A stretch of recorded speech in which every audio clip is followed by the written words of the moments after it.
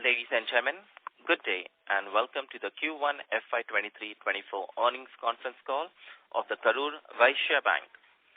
We have with us today the management team of KVB represented by Mr. Ramesh Babu, MD and CEO, Mr. Natarajan, President and Chief Operating Officer, Mr. Ram Shankar, CFO, Mr. Dolphy Jose, Group Head, Consumer Banking, and Mr. Srinivas Rao, Company Secretary and Compliance Officer. As a reminder, all participant lines are in a listen-only mode, and there will be an opportunity for you to ask questions after the presentation concludes. Should you need assistance during the conference call, please signal an operator by pressing star, then 0 on your touch-tone phone. Please note that this conference is being recorded. I now hand the conference over to Mr. B. Ramesh Babu, MD and CEO, to take us through the highlights of the quarter gone by, after which we will open the floor for question and answers. Over to you, sir. So, good evening to all of you. On behalf of Karur Vysya Bank, I welcome you all to our bank's earnings call for the Q1 financial year 24. I am pleased to mention that bank continues to demonstrate its consistent performance in terms of growth, profitability, and asset quality for the first quarter ended 30th June 2023. You will be glad to know that our performance in terms of asset expansion, margin, ROA, delinquency is in line with our guidance. I am sure you will not disagree if I say that the outcome is on account of our conscious efforts, which we were explaining to you in our earlier calls. All of you would have gone through our detailed presentation on our Q1 numbers. I would like to share some of my thoughts on the performance of the bank during the quarter and our guidance for Q2. Our total business grew by 4.88% during the quarter and reached a level of 1,47,671 crore. Advances grew by 4.58% during the quarter, and it's an inclusive growth across business segments led by commercial and agriculture, clocking 5% each. Our continued focus on MSME in the metro and urban locations and gold jewel loans in rural and semi-urban locations supported the growth. Retail grew by 4% and majority of the growth has come from mortgages, both residential as well as non-residential. Our focused efforts on the distribution and benchmarking of our products to market supported operating teams to garner more business under these segments. Though there were sizable disbursements under corporate, as we consciously let off certain low-yielding borrower accounts, the growth looks to be lower at 2%. The overall growth is tad above on our annual guided growth of 14%, and the trend would continue, and we do not see any challenges. Our deposit growth was at 5.32% during the quarter, and term deposits and CASA deposits were grown at 6% and 4.32% respectively. Though accretion to some extent was aided by return of 2,000 rupee notes, we are sanguine that the growth momentum would continue and support the asset expansion. We had highlighted about our liabilities acquisition team. Out of the planned resource of 1,300, we have onboarded 425 resources during the end of first quarter, aggregating 905 resources. The outcome from the acquisition team would be visible from the second half of the year. So in the Concall, our colleague, so Mr. Dolphy Jose is there later, so he'll be also explaining what are the things happening in that particular wing. Net interest margin reduced by 18 basis points on sequential basis during the quarter at 4.19%.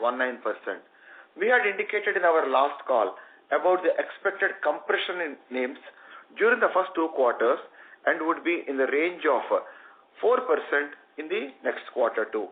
While cost of deposits has gone up by 35 basis points, yield on advances increased by 14 basis points during the quarter, resulting in a compression of 21 basis points.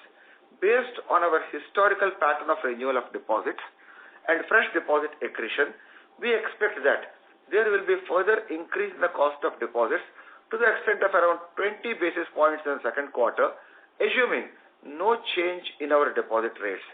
Considering available market liquidity, and fall in bulk deposit rates, we had reduced our interest rates on special deposits by 20 basis points in June 23. Yield on investments has gone up by 8 basis points during the quarter, and it is estimated to go up by 10 basis points in the next quarter. We expect 10 basis points increase in the yield on advances during the second quarter because repricing of loans on account of MCLR will be there. Considering all these factors and without taking into any policy rate changes, we expect to maintain NIM in the range of 4% for the second quarter. We have achieved an ROA of 1.53% in this quarter. In spite of reduced margin, our business growth, fee income, lower credit cost and recoveries in written-off effects continue to support us to keep our ROA at 1.5 levels. Our cost-to-income ratio was at 47.29 for the current quarter, which is well within our guidance and sequentially higher over March quarter. This is due to lower recovery in technically written-off accounts and lower write-back of depreciation on the income side and increase in employee cost on account of one-time performance incentives, which is annual payout of 46 crores. Last year, this was done in the month of July. That's why it has gone to the second quarter. This time it has come to the first quarter. Otherwise, it is an annual phenomena. Our normalized employee cost would be in the range of 300 crores per quarter. As guided earlier, the ratio would be in the range of 45 to 50% for the year 2024. Our slippages continue to be under control and our gross slippages for the quarter is less than 1%, which is as per our guidance. We continue to have negative net slippages taking into account recoveries from the written-off accounts this quarter also. So all of you would have seen that more than 7-8 quarters, our net slippages are negative. Our SMA 30 plus of entire loan book at the end of the quarter continues to be at less than 1%. Though it has increased sequentially compared to last quarter, we do not foresee any alarm as it tends to be elevated during the first quarter of the year. We are confident that we will continue to keep the ratio below 1% as guided in our earlier calls.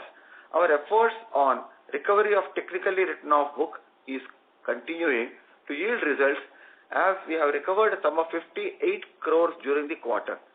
Due to lower slippages, recoveries and written off, our gross NPAs have moved to below 2% and we expect that we will continue to maintain at below 2% levels.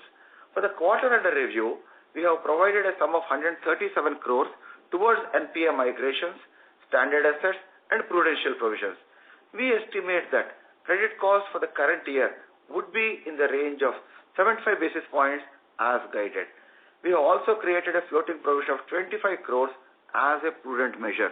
Our net NPA has come down to 0.59% and we would continue to maintain our net NPA at less than 1% of our loan book. Our standard restructured loan book is further reduced to 1.33% of our loan book and we hold a provision of 24% on the standard restructured book. Our CRAR continues to be robust at 17.67, providing us a comfortable headroom for growth. Our liquidity is well managed and the CD ratio is at 83%.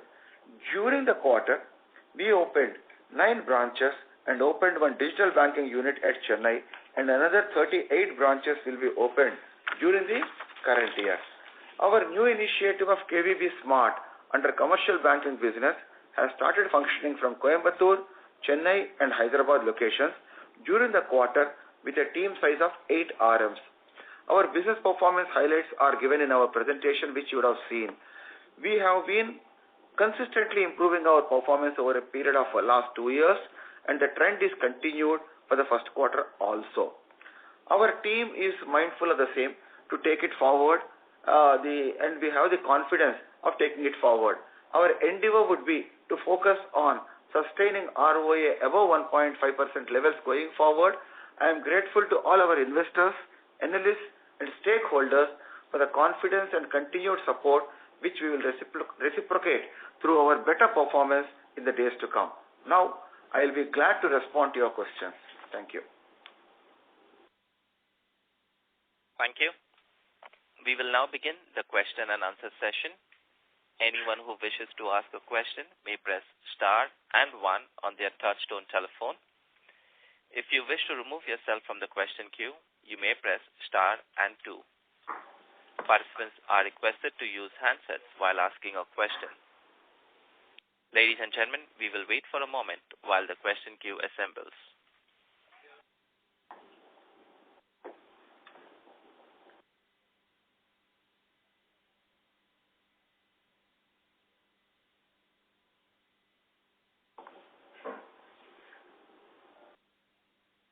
Ladies and gentlemen, a reminder, if you wish to ask a question, please press star and 1.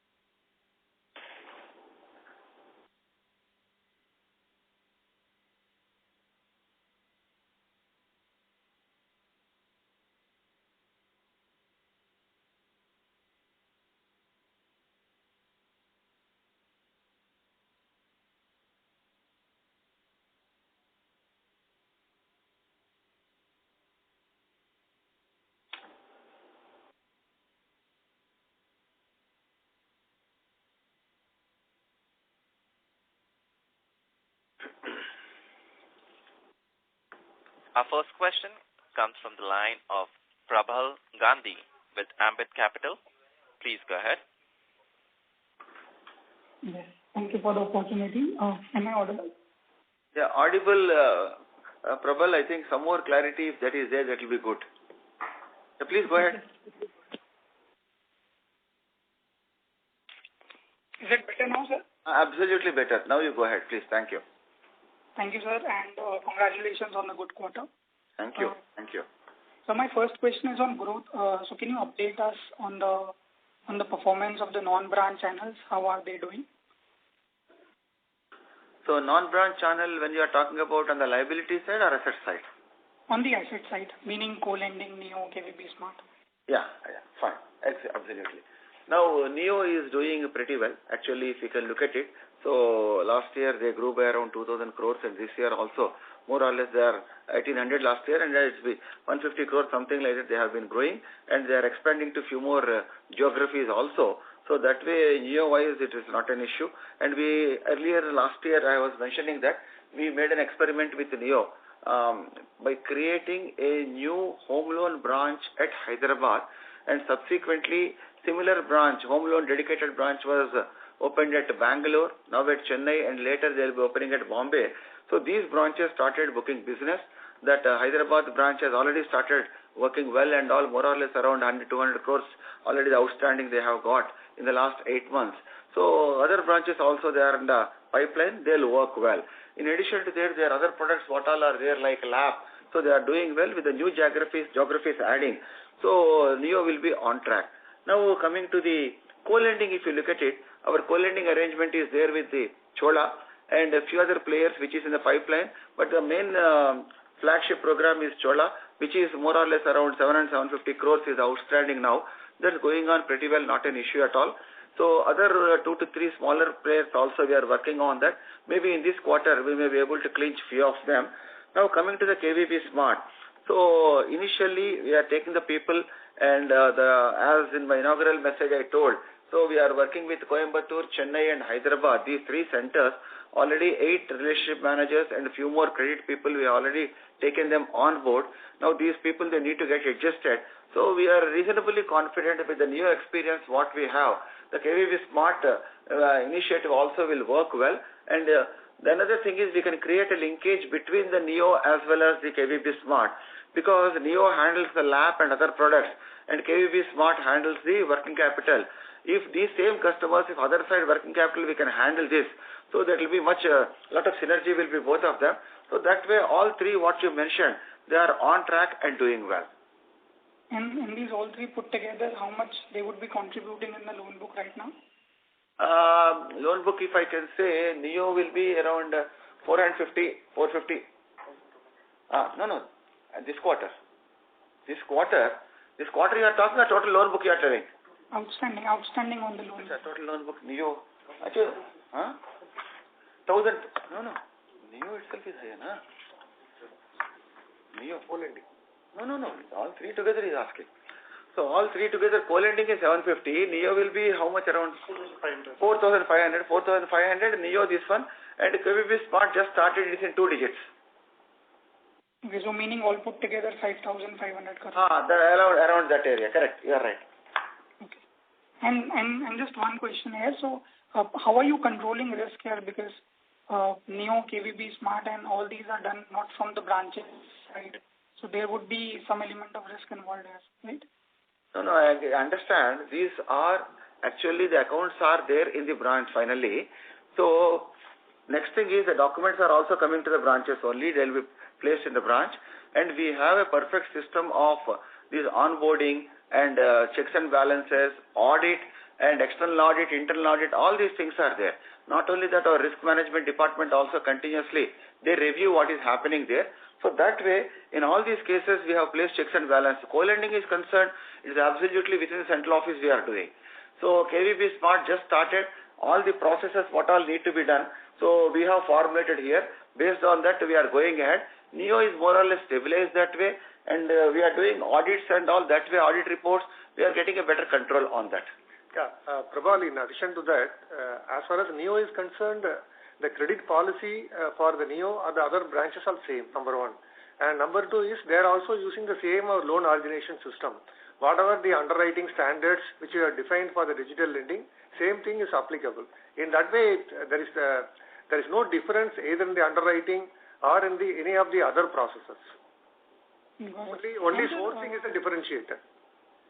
And sir, in previous calls, you also mentioned that your aim is to increase branch per loan per month to 2 versus what it used to be a quarter.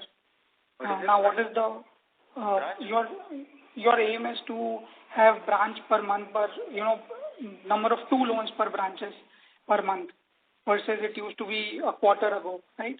So, what is the progress there? I am unable to recollect. When did I say that 2 loans per branch? No, meaning every branch per quarter used to do 2 loans earlier, and your aim was to increase this to 6 per quarter. No, this is a general focus which we are providing to the branches for the overall improvement. But I can fairly recollect, Prabal, in any of the calls, I made this statement. Okay, not a problem. On the margin side, so can you guide us to what is the pricing trend in the SME segment right now? SME segment, majority is the commercial if you look at it. So it ranges between 9.5 to 10%. Average yield itself is between 9.5 and 10% we are getting it, commercial. So our retail is concerned, that is also around 9% odd, and agriculture is also around 9% we are getting it. It is slightly lower in respect of corporate. That is the reason in the inaugural when I was mentioning that. So I clearly mentioned that consciously this quarter as well as last quarter, we allowed few of the big accounts or where the low yielding accounts are there. When the reset is due, we allowed them to prepay. Because by prepaying them, overall our margins have improved, otherwise, so it is not adding anything to the margins. So overall that way we are focusing on that. You would have seen that 9.69, 14 basis points we could improve the margin over last quarter. Got it. Understood. Okay, sir. Thank you. If I have more questions, I'll come back in the Please. Thanks, Prabal. Thank you. Yeah. Thank you. Our next question comes from the line of Pranav Tendulkar with Rare Enterprises. Please go ahead. Hi, sir. Sir, can you just highlight factors that will actually affect NIMs going forward, and what is the outlook for the year? Sorry, Pranav, lot of echo is there, Pranav. We are unable to hear you. Understand the issue. Hello, can you hear me? Yeah. Please tell me. Yeah. So I'm just asking, what are the various factors that you can visualize that will affect NIM going forward, and what will be the guidance for the year? Okay, understood. Yeah, factors in the sense that, you see, when we did a ballpark working on the usual pattern of the deposit renewals, in which bucket they will be coming and all based on our historic experience. When we worked on that, we found out saying that, so around 20 basis points, the cost of deposits may go up, because one of our flagship product, which is a 444 scheme, 4 fund 44 days, where a lot of inflows are coming. So there, consciously, when these 2,000 rupee notes was going on at that time, when we saw an inflow, we have reduced the rate of interest by 20 basis points. But despite that, I know there is a small dip in that bucket, but overall the flow is still there. With these things, what we feel, the cost of deposits can go up by another 20 basis points. Likewise, when we look at our MCLR portfolio, so what all the portfolio which is coming up for repricing during this quarter, so there also we will be getting another 10 basis points. So that way the net we can expect that we may be 4 plus something like that for the next quarter. Now coming to the third and fourth quarter, it would be too difficult to estimate at this stage. Maybe next quarter when we come for the call, we will be able to have a fair view of the third and fourth quarter. So, but our intention is to the extent possible to maintain these yields. As I told you clearly, the low yielding, by getting out of those cases also our yields are improving. Whichever way we need to protect our yields without losing on the quality. So we are working on that. We will see next quarter 4 we will try to maintain, and beyond that how best we can maintain, we'll let you know. Okay, sir. Thank you. Thank you, Pranav. Thank you. Thank you. Ladies and gentlemen, if you wish to ask a question, please press star and 1. Our next question comes from the line of Sumit Balotia with MK Ventures. Please go ahead.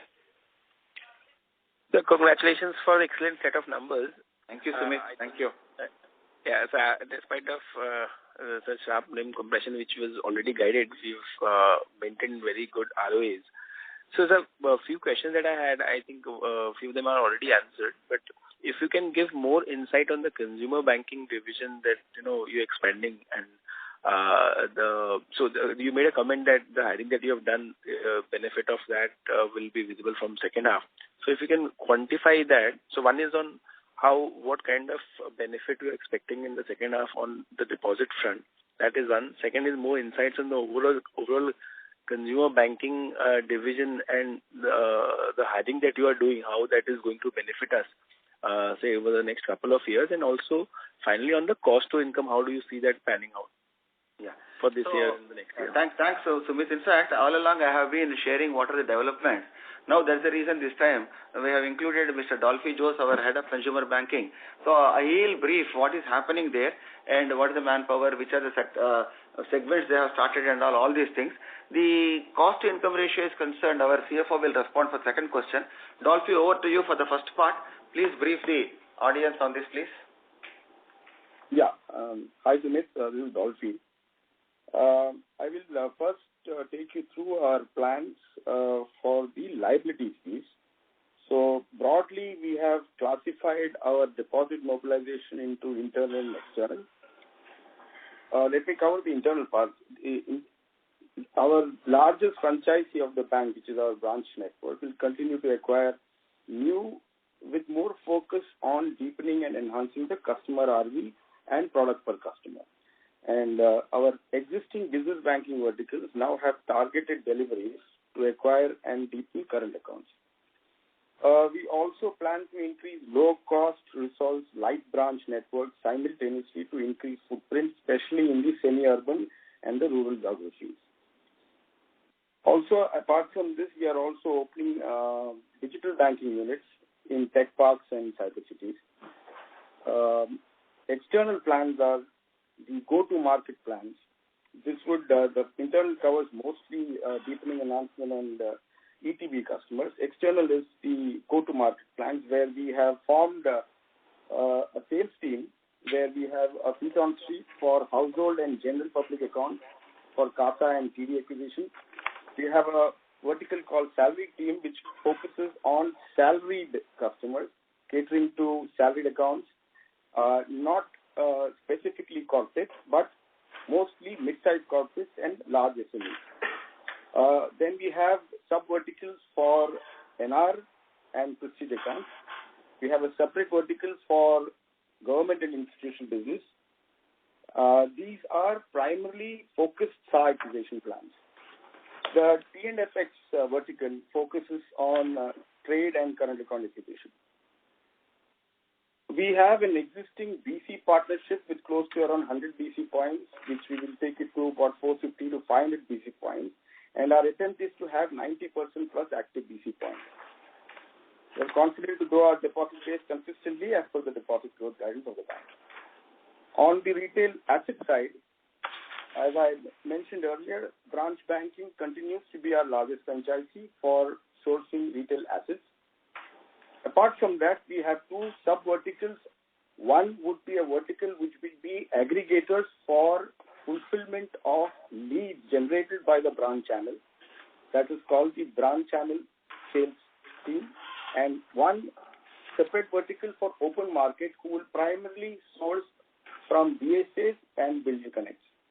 These are two other verticals which are started under the retail asset segment. Apart from this, we are also relaunching the credit card co-branded approach, and we also intend to launch the open market gold loan where we would go to market with a sales team who would go to market and acquire gold loans. These are ballpark, these are our plans for both RL and RA. Yeah, Sumit, coming to, any questions on this before we move to the cost to income for that, Sumit? For this, sorry, just one thing on the consumer banking. So I understand the divisions, but do we have internal targets of, say, what kind of growth we would be targeting for this retail segment? So as of now, if I look at it, we have been going slightly higher than the overall system credit growth for the last, say, for a few years. So post this expansion that we'll be doing, what kind of growth we would be targeting vis-a-vis the industry once the team is fully in place and we've all these verticals are fully functional? Yeah, Sumit, in fact, I'll just share my point on this. Now you see, initially we have focused on the liability side, particularly for the CASA, so that it's going to help us in the low-yielding, low-cost deposits. Though initially we may be investing some sort of a investment on that, but they will be mobilizing the assets as well as the cross-sell also. So it will take 1 year process for stabilizing, because these people, they have come from different banks. Their working is different. They need to get stabilized and they need to see different products and all. They need to get that. So our focus currently is on the CASA. Simultaneously, as Mr. Dolphy was mentioning, rest of them, few of them are in the pipeline, few of them, these direct selling agents and feet on street for the assets we started working. So it may take 3 to 6 months for stabilizing this entire thing for the working. But earlier, if you can look at it, we were struggling at around 4%, 5%, 6%, that way 8% also in respect of the consumer banking asset side. So, but if you can recollect, see the numbers now, more or less it has come up well, and this quarter also, quarter on quarter it is around 4%. Even if you annualize it, comes to 16%. So 18 minimum. So that way we have moved from 6-7% to 18% with the internal what all we have and some external what all we are taking and on. So that way we will see overall once it stabilizes how we can do it between 18 and 20. We can see that. Because one more point I need to tell Sumit, the easier way for growing in the consumer segment is to go for the unsecured. Unsecured, if we go on doing and all, then comfortably we can grow at 25%. But if you can look at our portfolio, unsecured, that slide also if you see, that 600 crores what all is there and all majority is coming from the BNPL program. That's why we have regrouped and we have put it there. So, and not only that, few within the bank, whoever are there unsecured we have given, and this is our portfolio. We do not want to grow aggressively under the unsecured, that too under current state where many banks are growing with a much faster pace. So that's why unsecured, when we have kept it out, so we need to mellow down our expectations also on the growth around 18 to 20%. That's what we feel. Understood, sir. Yeah. Okay. Yeah, regarding the cost to income on account of this initiative, our CFO will respond. Yeah, Sumit, Ramshankar here. See, on the various initiatives which already it was mentioned in our opening remarks by our MD. See, one is that the RL sales acquisition, the other one is that KVB Smart, and a little bit in RA. All this put together, we expect around 10 basis points increase on our cost to assets on an overall basis. So this is 10 basis will be the actual increase. If you take into cost to income ratio, if you look at it, see, maybe initially 1 or 2 quarters it may go, but however the productivity of these new channels will be there will be a time lag where we can get the income from that. So till that point, there will be an increase, but however, we hope that it will be compensated as done in last 2 quarters by a recovery from return of accounts. So overall, as we guided, it will be in the range between 45 to 50% levels. So Sumit, in fact, this is as always I say, cholesterol, good cholesterol, bad cholesterol. This is a good cholesterol, which we need to spend this capital investment for the future.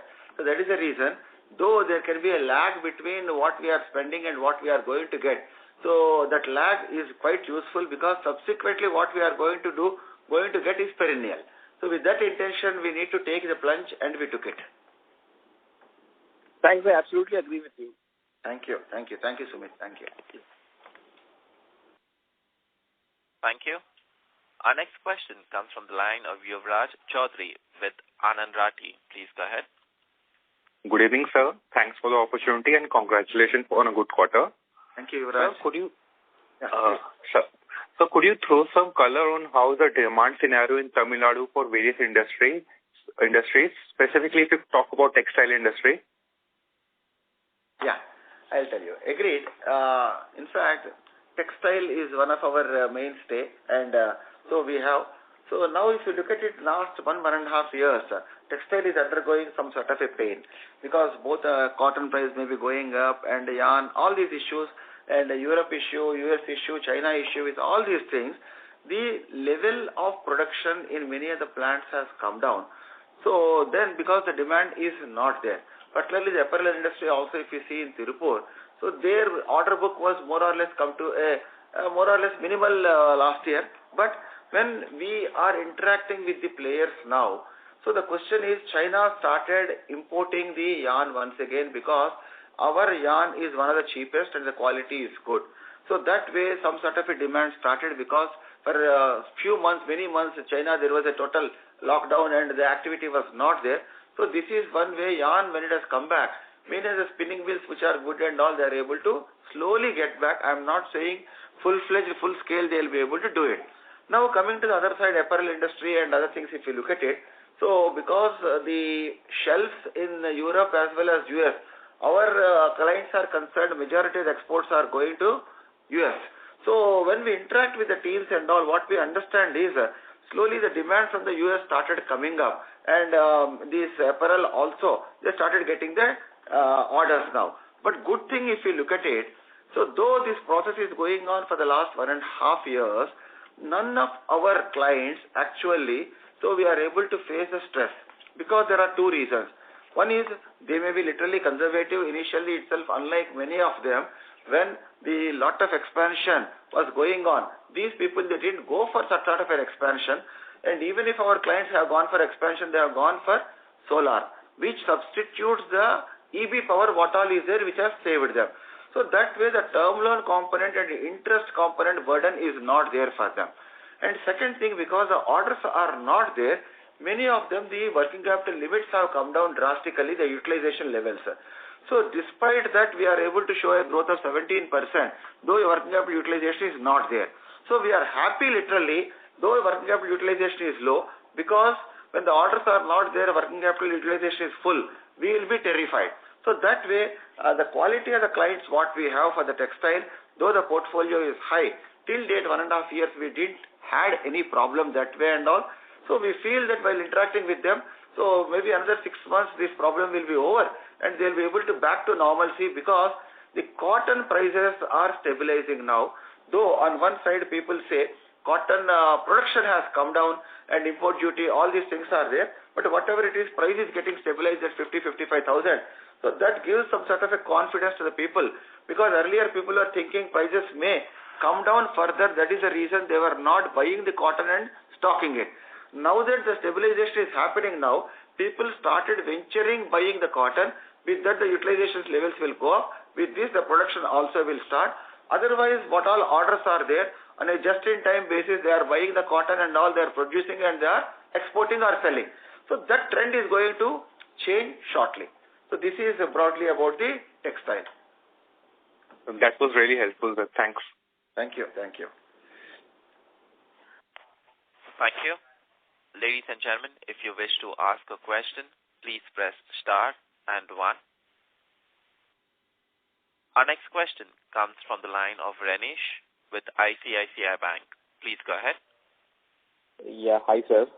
Just one question. Hi sir. So just one question on the gold loan portfolio, which is 25% of our book. So if you can just throw some light in terms of what is the tenure, what is the yield, and if you can share what kind of ROA we'll be making on the gold business. Renish, in fact, if you can look at it, so some 1.5 years back when I was asked what will be the gold loan portfolio of the total portfolio, I was indicating it can go up to 30%, but still we are maintaining it 25%, okay? Because other side also book is going up. Second thing I'll tell you, so there are few advantages what we are getting. When I'll talk about the yield also, but before that I want to talk about what are the advantages what we have. On one side, if you look at it, so absolutely totally backed by security. And second thing, if you look at our presentation, the LTV is 68%, leaving 32% for any unforeseen eventuality. So that way the chances of losing money is remote. And next thing is there is no capital adequacy and charge required on this. So there is no capital cost on this. And next thing is because majority of the portfolio is for the agriculture, it is covering for the priority sector. And that way wherever shortage is there, for other banks, if I can sell the priority sector certificate, we will be able to get the PSLC commission also on this. So these are the various advantages by going for the gold loan. Now coming to the tenor, if you look at it, majority of the gold loans are for 1 year or 2 years maximum, and it depends, it is linked to the cropping pattern. So for the crop what we are giving, it will be synchronized to that, and along with that we will give some sort of a time also for the repayment. The pricing ranges between 8.75 to 9%. That's how we will be getting it. So that way, it is no risk, no capital, with 68% with priority sector, and 8.75 to 9% we feel is a good yield. That is the reason we have gone into that. Got it. So let's say the ROA in this business would be at around the blended level of 1.5, or it should be higher than that? Because ideally there will be no credit cost at that. Slightly relatively higher than that. Because if pure ROA, if you look at it, it will be 1.5 plus. But if I take into account the capital cost what I am saving and the PSLC benefit what I am going to get in times of sell, if I add it, it will be adding as a kicker for that. Got it, sir. And do you, let's say, since given these loans are, shorter tenure loans, and once, I'm saying the gold loans are, let's say, it was shorter tenure loans, and hence when the unwinding happens, do you foresee any risk to the growth assumptions? No, that is the reason if you look at it, the potential what all is there, our branches. So simple reason, because there are many competitors are there. Despite that, if you look at it, last YOY growth, it is around 2,500 crores growth has come. Maybe something to be aided by the pricing, gold price has gone up. Otherwise also number of loans and this is going up, because our people, they are good in giving a good turnaround time and the service. So that is really helping us to have a better this thing. Maybe over a period of time it may happen that way. That is the reason what we are doing currently is we started slowly diversifying into other activities. So what we did in our presentation we have shown, so other types of loans which are more or less with tie-ups and all. So we started growing, more or less 150 crores we have grown in this quarter, 100 crores it has come up. We will grow further.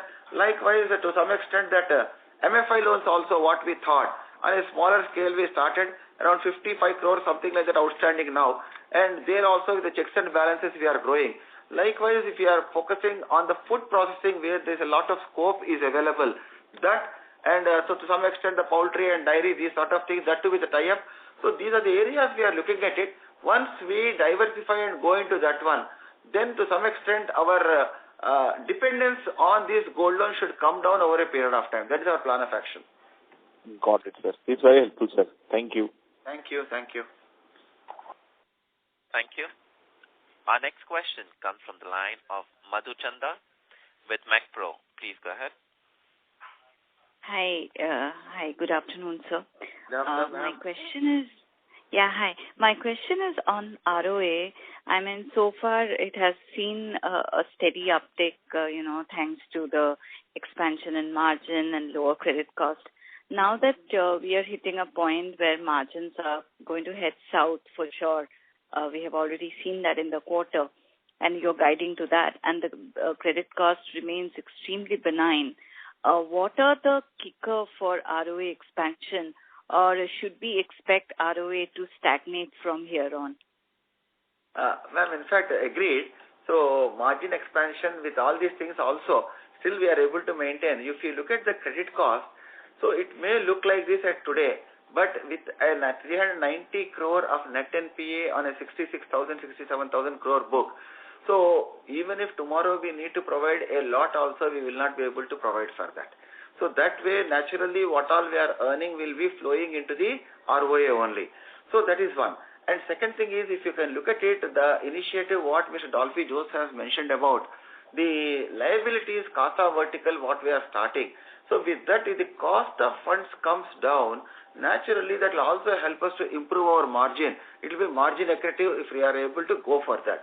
And next thing is regarding the other products under the personal banking. So where currently our focus is all on the mortgages, now we are trying to go for, to some extent, on the unsecured. For that, what our plan is, we have extensively gone for the BNPL with the Amazon program. In the process, lakhs of customers we have acquired. So it is only a monoliner under that, the BNPL only we are giving them. So what we discussed with our partner and we started doing is, what are the possibilities are there for co-lending these people for the personal loans? Because if a customer is there with us for 2 years and continuously has been servicing this Amazon loan continuously and other CIBIL scores, if you look at it, so we will have a fair view of this customer where we can go for that. Under that, the other partner, whoever is there, last 6 to 8 months, he started the program for co-lending, directly lending under personal loans to them, and it started very well, and all the recovery and repayments are pretty good. Now we are actively working with them either for the co-lending or for the pool purchase of the personal loan portfolio, which will help us, which will add to the margins of the retail portfolio. Likewise, our agriculture also, if you look at it, currently we have been doing only the majority of these gold loans. Now when we are moving into other areas of the agriculture where the margins are relatively better, and we have tied up with one of the prime player in the MFI sector, a business correspondent who is well versed with doing this one based out of Coimbatore, and he is there in the field for the last 11 years, and the MFI when we started working there also the yields are relatively better. So that way, we are looking at various options where we can go for that. As it is, you know very well, our commercial banking where the yields are 9.5 to 10. Our focus area today also is commercial banking.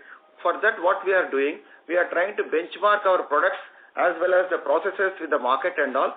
If we can improve our commercial portfolio further, that will help us in overall improving the yield. So next thing is we are focusing on the fee to assets.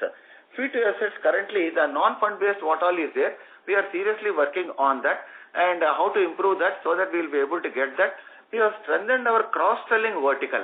We have taken from the market a set of people and we have engaged many people. Now we are working on how to offer many more products to our customers, that way improving the cross-sell income. I can say that compared to last year, this year our income under the cross-selling is more or less doubling. So we have a lot of scope further. So that way every lever what all is available for us to improve the income side both on the fee as well as the interest, we are working on that. With these things, our endeavor is to see that the 1.5 what we have reached It has to be above that always and all. Whatever is possible, we will try to take it forward by pushing every lever. So you mentioned all the revenue income side, but you didn't mention anything on the cost side. So should we assume that this... Okay, I'll share that also. In fact, if you look at the cost side, there are two main aspects are there. One is the establishment cost, second is other expenses. If I look at the other expenses, the earlier numbers at this, the progression is more or less the inflation linked. What all inflation is there, more or less the same way it is moving, nothing much. Coming to the establishment part, if you look at it, you must be knowing that last 3-4 years back, these started taking many people from the market. All of them are the CTC based, who are linked to the performance as well as the variable pay that way. So that way, we have a better flexibility, better productivity. We may be paying something more, but we will be able to get the better productivity. If you can look at the slide of the presentation, what you have. So last 2020, it was 3 profit per employee. Now it is 17. More or less, the set of staff members in the bank, whoever are there, the same level of 8,000 number ballpark here and there we are maintaining that, whereas the profit per employee has moved from 3 to 17. So that way we are trying to control the cost. I agree our cost to assets is around 2.5, 2.6 running. We will try to bring it down to 2.5. 2.5 currently is there. We are also planning to see which are the areas where we can bring it down. But let me be frank on one point. Suppose if I am a miser in respect of incurring a cost and tomorrow I may be missing an opportunity for getting a great business in that. That is the reason we have invested a lot on the liability verticals, in the smart and other verticals also. It may look a cost now, but it is going to be a money spinner tomorrow. So that is the reason, keeping all these things in mind, our focus is majority on how to earn more on the income side rather than giving the total focus on the cost, though we will focus on that ratio. Thank you, sir. So, what is the 3-year aspiration as far as ROA is concerned? Aspiration for the ROA or... I'm sorry, which one you are talking about? Yes. Aspiration for ROA? I'm saying, yes, in 3 years' time, 3 years down the line. Now, 3 years is a very long period. At least nowadays, 3 quarters if you look at it. But you are planning for it, right? Things are moving. No, ma'am. In fact, I'll tell you, you must be seeing, you must be tracking this also. 3 years back, we were at 0.33, something like that. At that time, we never imagined that our ROA will reach this sort of a number. We have reached this. One more point also for the benefit of the entire audience I'll share. We started looking at our last 13 years numbers, the annual growth. Barring 2 years where in 2011 and 12, we were aggressively growing in the corporate, those years the annual growth was 12,000 crore. Otherwise, the rest of the year, the total business growth was around 7,000, 8,000 crore. If you can look at our first quarter growth, annual growth for the 8 years, 9 years, what we were getting it, we are able to get it in 1 quarter this year. 6,876 crores is the growth in the first quarter. So with the tempo what we have brought, though ROA we will try for between 1.5, 1.75, whatever it is, because we will not stop our efforts there. The growth in the business what we are bringing, and that too, the difference between the earlier portfolio and current portfolio is, now it is a granular portfolio. If you can look at it, the corporate consciously we have brought it down, number of below 125, and majority of the portfolio is secured. If we look at the unsecured portfolio of the bank, it is 1.85%, which is below 2%. With all these things, we feel, so we will not be below 1.5, and whichever we will take it forward and all, our endeavor will be there to take it forward, ma'am. Thank you, sir. Thanks a lot and all the best. Thank you, ma'am. Thank you. Thank you. Our next question comes from the line of Jay Mundra with ICICI Securities. Please go ahead. Hi, Jay. Yeah, hi, sir. Thanks for the opportunity, sir. I wanted to check on employee count. Last time we had said that, we want to step on employee, we were hiring a few employees after long. So how has been the employee count as of 1Q end? And is the majority of the hiring has already been done, or it should continue for the next 9 months as well? Jay, actually the count as of 30th June is 7,900. But as far as the liability business is concerned, still we are on the job.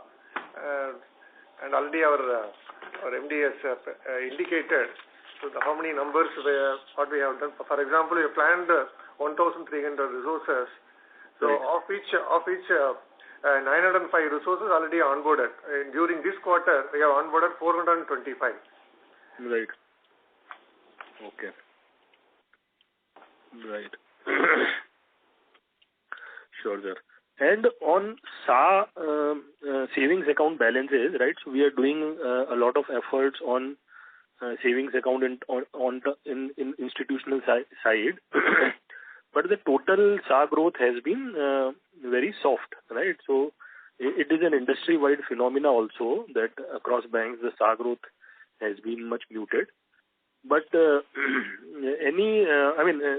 questions: how do you see SA growth panning out, and B, do you envisage any tweak in the SA rate also to shore the savings account balances? Second question I'll respond, and first question I'll give it to Dolphy, Jay. So, Jay, in fact, earlier also when we looked at it, the change or hike in the interest rate didn't materially brought many inflows into the book. But the downside is this rate would be going for the existing base also, in that overall the cost is going up. The cost we are going to incur and the benefit we are going to get, it is not commensurate. That is the reason we held it. But whatever it is, we will also look into that one, because a set of people from the market, they are there continuously studying the pulse of the market, what we need to do. If at all that situation comes, we will gauge the cost benefit and we will do that. Coming to the first question, Dolphy, will you take that question, please? Yeah, Jay, Dolphy here. So whatever I mentioned on the go-to-market plan from the sales team angle, see, these are all exclusive teams catering specifically to SA acquisition. When I say salary teams, when I say NR, Prestige, institutional business like government business, etc., all are specifically towards SA. Now, all these activities, I mean, as our president mentioned that, already about 900 odd people are onboarded and they are active. All this is going to be incremental SA acquisition. So I agree that at industry level, SA has been muted. So being a part of industry, we also had to face that. But our go-to-market strategy is what we discussed, and that will definitely get an incremental SA. One more point also, Jay, if you can see that. So SA would have gone up, agreed. But consciously, our own staff also, they discussed with the customers, and wherever to some extent customers are risk averse and where they are susceptible to move to other banks for a time deposit. So we ourselves, we converted them into time deposits so that we can retain the deposit with us and relationship with us. So that way, to some extent, the growth in the time deposit, 20% we have come. It is something is organic, something is actually driven by our own teams. So we thought relationship and retaining is important, and otherwise some other bank will take them out and all. We will not be missing that. We will be missing that relationship. There is another reason also for reduction in the SA and growth in the time deposits. Also, can I just tell you something? Please. For our SA customers specifically, we are coming with an array of products as in form of third-party products. For example, if we are going to aggressively start marketing SIP, where we ensure that the SA balances are maintained if there is a cyclical SIP. So these are things which we are looking at and trying to ensure that the deepening on SA happens. And from bulk SA point of view is where we are looking at government business and institutional business, where we are looking at getting SA balances from autonomous concerns like corporations and civil bodies and state bodies. So that's the broad plan for SA, bulk as well as retail and deepening. Yeah, so my limited point is, sir, these institutional balances, they are supposed to be interest sensitive, right? Rate sensitive. So how do you intend to chase or attract those deposits when we are, let's say, not in the top quartile when it comes to offering the rates. Yeah, our rates are relatively better. In fact, they are quite competitive, Jay. But Dolphy, you can respond on that, please. Yeah. So when I say bulk, I mean there is a segment where we can actually operate at slightly higher rates, where it is not retail, and still get a decent impact on our overall SAR cost. So that's our plan. And so there are some slabs where at a very example 100 crores and plus kind of slabs, where we can get into a SAR distribution rate, and we will probably proceed in that direction. And on the retail side, if you look at the smaller SAR accounts, again ranging from 10 to 25 crores, it's mostly, if it is institutions, especially government institutions, it is relationship, and it is RM-driven business where the relationship is quite intense and engaged. And there we intend to integrate these not departments, these autonomous concerns on a solution basis and offer solutions to make sure that the SAR balances remain with us. So that's the plan. Right. Okay. And sir, on your term deposits, right? So if you can briefly comment that, how much proportion of the term deposits would have repriced. I hear you saying that, next quarter also cost of deposit is going to go up. But a rough calculation that, at least what proportion of the term deposit would have repriced? I have seen the numbers, Jay. On an average, around 2,000 crores, it is repriced. So that is the usual run rate for the time deposits to reprice. Sorry, 2,000 crore you said? Yeah. So a few months 1,800, few months 2,400. In that range, they are getting repriced. So this is the range our people they have taken into account also. They also seen earlier the repricing, what all is happening. They are going into which buckets. Luckily, now we have reduced the rate of interest also. So that it lands there. With all these things, now to be frank enough, in the month of this April, when we did some sort of a homework, how the prices will move. So what all we thought is 30-35. So we thought by July ending it will come, but it has come in June. So that way, what all we have planned more or less on track, this movement of the cost is going on. So with that only we thought that it may go up by another 20 basis points. That's what we thought. Right. Okay. Sure. And lastly, sir, you have created a 25 crore floating provisions. Any thought process as to, of course, the credit cycle has been very good, but if any thought process on, is this some policy driven, you want to achieve a certain percentage of standard assets in terms of floating, or this could be one-off kind of a thing? No, I really agree. It is a policy driven. Board has approved a policy also for this purpose. So we thought of going for this. Now, Jay, you understand that when good times are there, we need to have some sort of a buffer for any bad times somewhere comes, which we cannot visualize. That is the reason we thought that let us do this. Now, if you look at it, on one side, RBI, they have released an approach paper for the expected credit loss, ECL was there. And now maybe 1 year or whatever it is, this may come up and all. So we do not know, the unknowns are there, how it pans out and all, how much we may have to do it. All these things are not known. So that is the reason what we thought instead of having a sudden shock at that material time. So if we can start creating some sort of a buffer from this stage, at that time we can utilize that by taking the approval from Reserve Bank of India, which will not alter the equilibrium what we are continuing for the normal trend. So this is the basic intention. Otherwise also if you can look at it, so this is not going to get wasted. It will be a part of the Tier 2 capital. So Tier 2 capital, when it is going there, it is indirectly supporting us for our growth also. Right. But sir, if I look at your SMA 1+2, right, they are very benign and it looks like they are the industry lowest.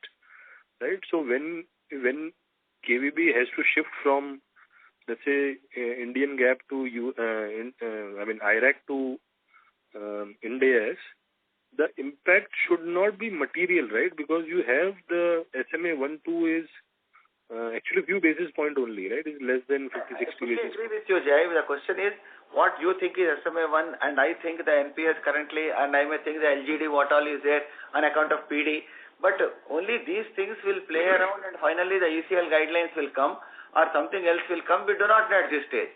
Once we have an absolute clarity, then absolutely we need not place it also. Till such time we have a clarity, we thought of doing this one so that we are reasonably assured of our position or the continuity in future. That's it. Right. Understood, sir. And last data keeping question, sir. What is the recovery from TWO account in this quarter? 58 crores we have got it. So last year first quarter was not there. Now from first quarter onwards we started getting it. 58 crores we have got it. Sure. Last call, Kotak Mahesh was asking, saying that whether we will be able to get that much of amount what we have got for the last year. So more or less we are working on that to far surpass last year recovery what we have got on the recovery. Right. I mean, see, your PCR is 93-94%, right? On including PWO. Correct. So ideally that should help. Correct. So great, sir. Thank you so much, and congratulations also on the reappointment, sir. Oh, thank you, Jay. Thank you. Thanks for the good wishes. Thank you. Thank you. Our next question comes from the line of Akshay Gupta with Investec Capital. Please go ahead. Hi, sir. Thank you for my question. Taking the questions. Hello, can you hear me? Yeah, please. Akshay, agreed, but some sort of an echo is there. If something else you can do it, nothing great. Otherwise, you continue. So, sir, I have two questions regarding. So, what's your NII growth guidance for FY24? Like, we already given a guidance for advances and deposits. So, what's your view on the NII growth?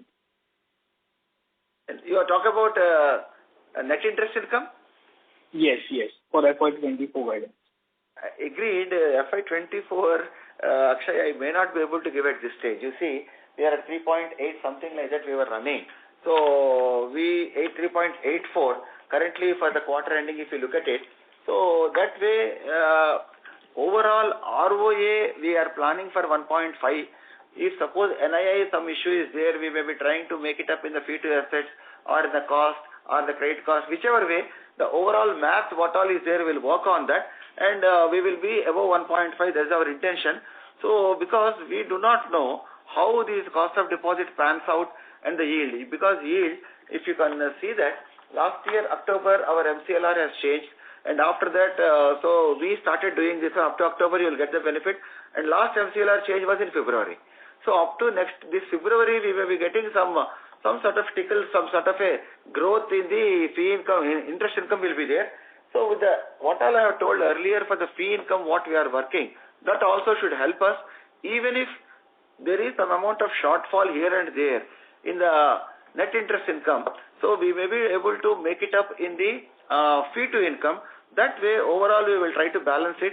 But I can say that ROA is a key factor where we are monitoring overall how to deliver. Then internal what all is there here and there, some adjustments will be there where we will be able to manage.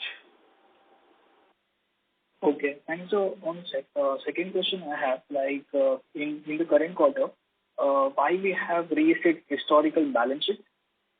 Sorry? What is historical balance sheet? So my question.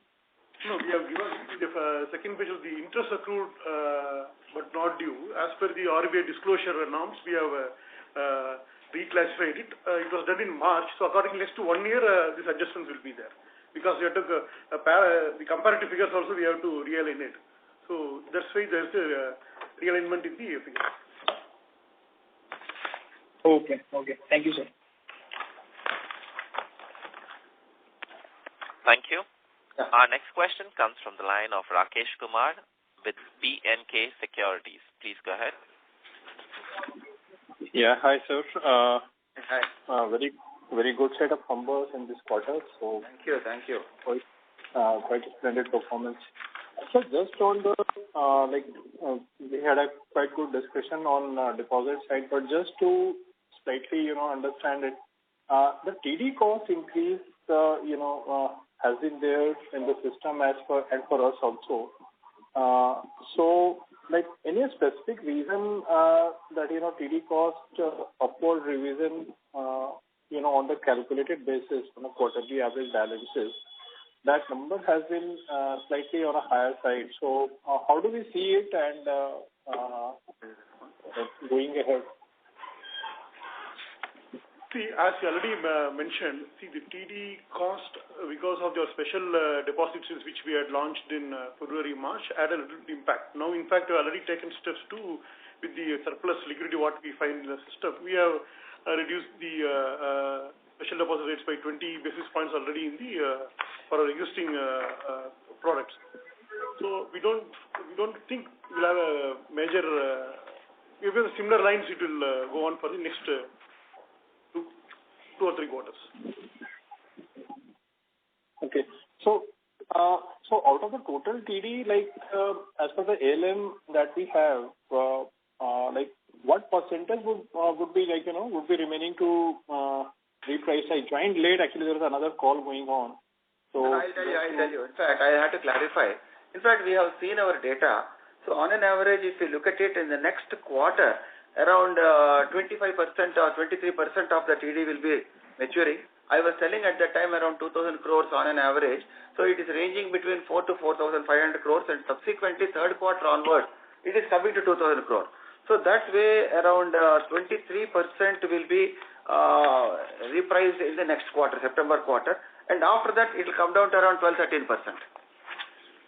Rakesh, see one more point here. Initially, when that deposit rates was hiked, there was a lot of pre-closures were there. So what we are noticing is that almost it's all stopped now. So that is why we are indicating the coming quarters, the increase will be slightly lower than whatever we have done in this quarter and the earlier quarter.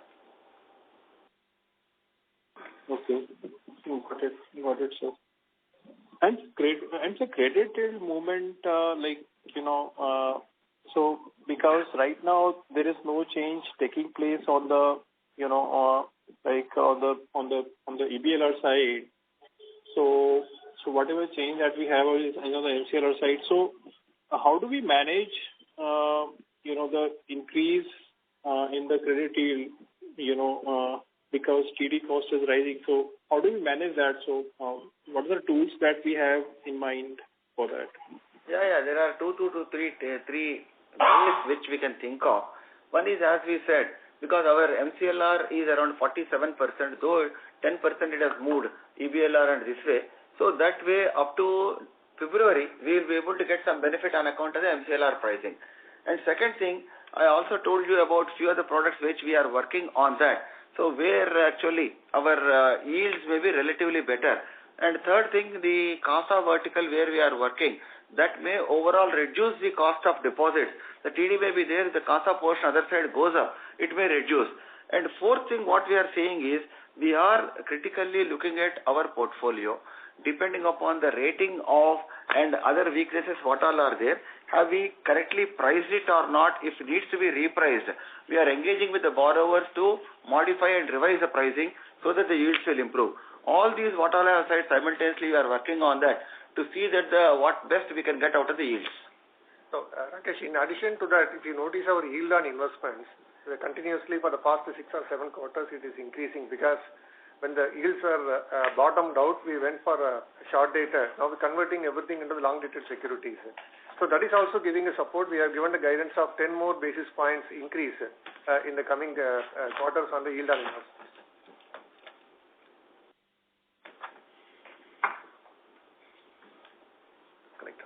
Thank you. Our next question comes from the line of Lakshmi Narayan with Tunga Investment. Please go ahead. Yeah, thank you for taking the question. 2 questions I have. First, in terms of your attrition at clerical and above clerical, what is it approximately? I think exact percentage I will not be able to tell you, but one thing I'll tell you, compared to last year, last 6 months, 8 months, the attrition has come down. The reason is simple. Last year, a few of the public sector banks, so they offered a local posting where the nearer to the native place, something like that. That is the reason some sort of an attrition is there. But compared to that, the attrition levels have come down this year. I think the exact number I may not be able to tell you, Mr. Lakshmanaran, now. It is actually for a clerical, normally there is no much attrition. Only in the officers level, it is 5 to 7% is the average. Fair enough. The second question is regarding, the commercial advances. I believe, you mentioned that everything is secured advances. Now, within commercial, what is the, split between, the micro, small and medium?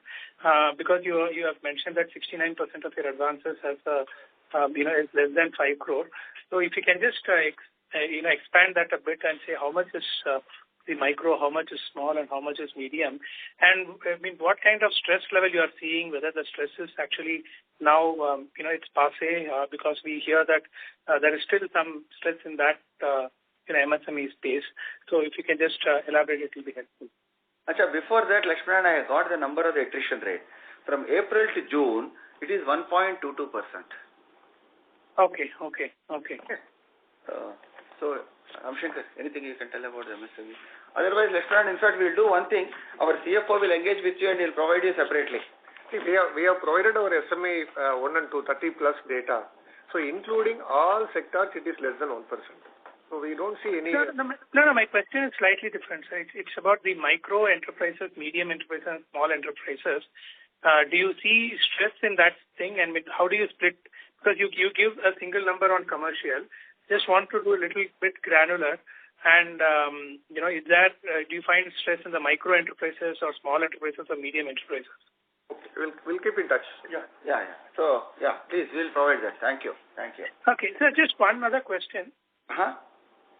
Yeah, so, do you see any risk of balance transfer in or transfer out? Do you see in your commercial book? It will be there in every vertical. Okay. Retail as well as commercial, balance transfers will be there. Likewise, we also have many inward balance transfers are also there for us. Now, are you seeing a spike or, No, spike is not there, I'll tell you. This was peak during COVID and post-COVID to some extent. At that time, few banks, what they were doing, they were either cutting the pricing, what all is there, or they were reducing the collateral drastically, or they were revising the value of the collateral, what all is there, and they were taking giving a higher exposure. We didn't resort to all those things at that time. If anyone were coming and all, if the risk-reward pricing is not there for us, we were leaving it. Now the position has come under absolute control. If at all we are leaving the account, something like that and all, consciously instigated by us, where the quality is not good, we have told. Otherwise, that earlier set of poaching, it has come down now and all. Absolutely, there is semblance in the market now. So thank you. One last question, sir. In terms of your advances growth in particularly commercial retail, how much of your incremental advances are coming from existing borrowers and how much is coming from new borrowers? Is it like 2/3, 1/3, or is it like half? No, I'll tell you, ETB is concerned. Agreed, maybe around 60% is coming from NTB, I can say. The reason is, you see, if the capital expansion is not there and the utilizations are not there, and many times even the textile what we have, the utilizations are coming down day by day. So that way the working capital limits are coming down and the existing players are not using, the customers are not taking any fresh term loans also for the expansion. So that way majority of the growth is coming NTB is from the NTB only, and it is more or less 60% you can think of. Okay. Thank you so much. Thank you. Yeah. Thank you. Our next question comes from the line of Meet Jagane with Jagane Investments. Please go ahead. Yeah. Hello, sir. First of all, very congratulations for the good set of numbers. Thank you. Thank you very much. I just want to understand on our co-lending model, if you can share some granular details, like what is the structure, what role we play and what role they play, it will be very helpful. Yeah. Meet, actually, as far as the co-lending is concerned, currently our bank has a relationship with 3 NBFCs.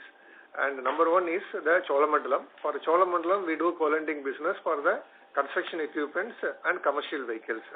So this arrangement is there for the past 2 years and working well. And number 2 is there is another NBFC called Axio, where we are doing BNPL program for the Amazon checkout finance. That also we have been doing this business for the past 2.5 years, and it's so far our performance is well.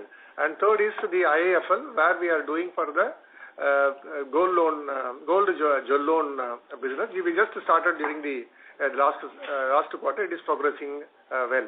In addition to that, another couple of NBFCs where we are creating the technical support and all. Probably in the next quarter, we'll give some news about it. Okay. So in this, they basically acquire the customer and give to us, and we just lend them. Yeah, in this case, the co-lending model, normally it's 80-20, where 80 is bank's book and 20 is with the NBFC. End-to-end work is done by the NBFC, starting from the sourcing, operations, collections, everything is done by them. But Mr. Meet, we need to understand one point.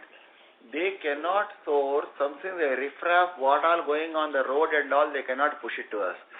Both the partners initially itself will sit together. They'll finalize a criteria and parameters on which the borrower has to be sourced. If that borrower is meeting those standards, then only they can originate. Once it comes from their system, our system also does a checks and balances, looks at it. If it is meeting their criteria, then only it allows our system to enter into that one and to release our amount. If it is not fitting into those criteria, it will be rejected straight at that particular point of time. We will not even entertain that. This is one point. And second thing is, periodically we will be checking the portfolio, how it is running and all. That also will have a check and balance on that. Understood. Got it. Thank you. Thank you very much. Thank you very much. Thank you. Yeah. Thank you. As there are no further questions from the participants, I now hand the conference over to Mr. B. Ramesh Babu, MD and CEO, for closing comments. So, I once again thank each one of you for your patience and the interest you have in Karur Vysya Bank, and the questions what all you have are very informative. I once again thank and seek the support of every one of you for taking the bank forward. Thank you very much once again, and good day to all of you. Thank you. Thank you. On behalf of the Karur Vysya Bank, that concludes this conference. Thank you for joining us. You may now disconnect your lines.